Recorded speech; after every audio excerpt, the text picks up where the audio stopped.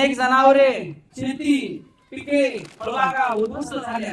आपल्या शेतकऱ्याला कुठेतरी आमचा खारीचा वाटा, कुठेतरी आमचा मोलाचा वाटा राहावा या उद्देशानं शिवराय प्रतिष्ठान, सेवार्पण प्रतिष्ठान, शिव युनिटी फाउंडेशन व युवा सामाजिक प्रतिष्ठान मुंबई या 4 सामाजिक संस्थांनी आज आपल्या या पाटसांगी नगरीमध्ये हे शैक्षणिक साहित्याचं वाटप करण्यासाठी या ठिकाणी आलेल्या सर्व मान्यवरांचं टाळ्या वाजवून स्वागत करूया. या ठिकाणी आजच्या प्रमुख पाहुण्या बालुशाताई माने, अध्यक्ष शिव युनिटी फाउंडेशन महाराष्ट्र राज्य यांचं स्वागत आमच्या शाळेतील ज्येष्ठ शिक्षिका लक्ष्मी इंगळे मॅडम यांनी करावं अशी मी त्यांना विनंती करतो. अनंत काणेकरांनी एका व्याख्यानामध्ये म्हटलं होतं, स्वतःसाठी जगलास तर मेलास, स्वतःसाठी जगलास तर मेलास, इतरांसाठी जगलास तर जगलास. या उक्तीला अनुसरून यानंतर आपणाला मार्गदर्शन करण्यासाठी बालुशाताई माने, अध्यक्षा शिव युनिटी फाउंडेशन महाराष्ट्र राज्य यांना मी निमंत्रित करतो. त्यांनी आमच्या या चिल्ल्या पिल्ल्यांशी हितगुज करावं.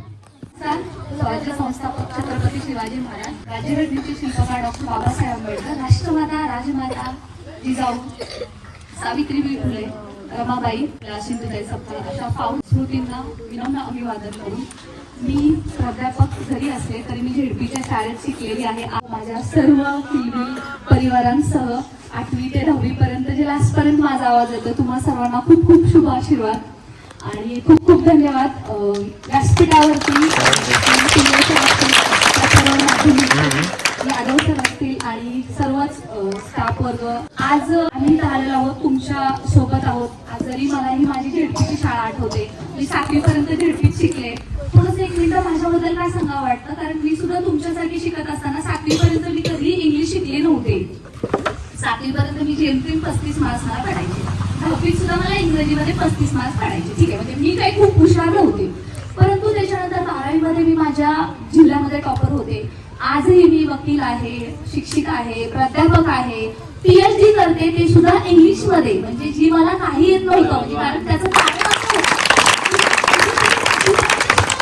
कोण असं बोलतं यार हा ढ आहे, त्याला काही जास्त येत नाही, आपल्यावरती हसतात. मी सुद्धा नेहमी लास्ट बेंच वरतीच टाइमपास केलेला आहे. जसं आता सरांनी 2-3 मुलांची नाव घेतली, तसं माझं सुद्धा शिक्षक सारखी नाव घ्यायचे, गपस काय मस्ती करते. मी सुद्धा खूप मस्तीकर होते. याचा अर्थ असा नाही की आपण मस्ती केली पाहिजे, पण सांगते की ज्या ठिकाणी तुम्हाला वाटेल की मी काहीतरी चांगलं करू शकतो, तो तुमच्या दिवसला टर्निंग पॉइंट असतो आयुष्यातला.